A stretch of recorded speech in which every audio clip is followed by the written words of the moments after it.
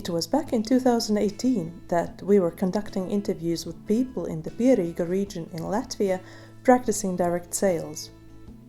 Prior to these engaging conversations, I had a rather blunt assumption that selling goods produced on one's farm directly to individual clients must be a result of a profit-motivated strategic decision. I also thought that the sales forms could be counted on the fingers of my hand. Yet, what I learned was that behind each of their life stories lies a very different motivation, and that the way into direct sales may as well start off incidentally and can evolve into very diverse sales forms.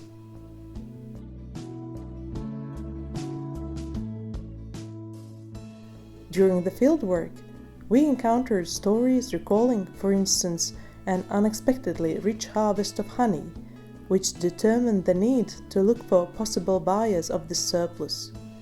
Other farmer told us about a growing demand for strawberries that she initially provided free of charge to her relatives, but that eventually served as a stimulus for turning this into a business.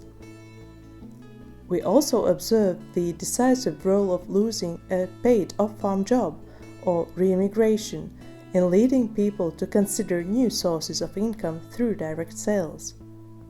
At the same time, this practice was also triggered by a different change in employment conditions, such as availability of free time upon retirement or during maternity leave.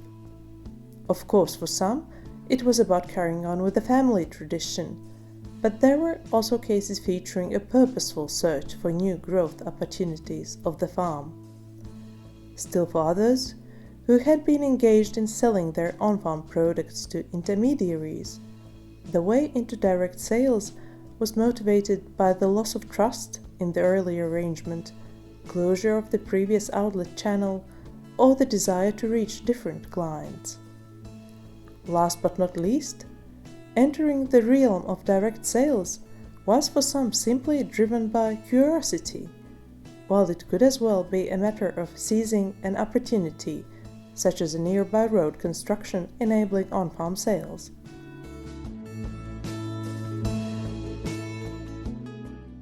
In addition to this diversity of ways into direct sales, we observed the same variety in the sales practices.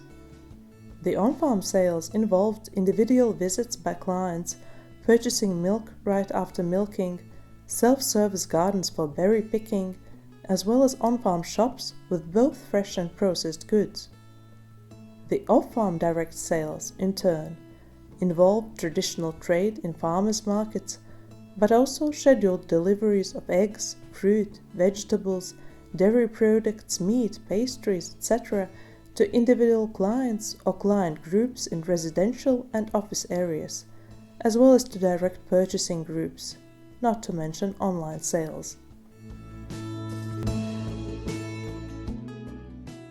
While the main aim of the interviews was to explore the role of formal advice in direct sales, it was this observed diversity in both triggers and forms of sales that most vividly introduced me to the complex realities of the farming business.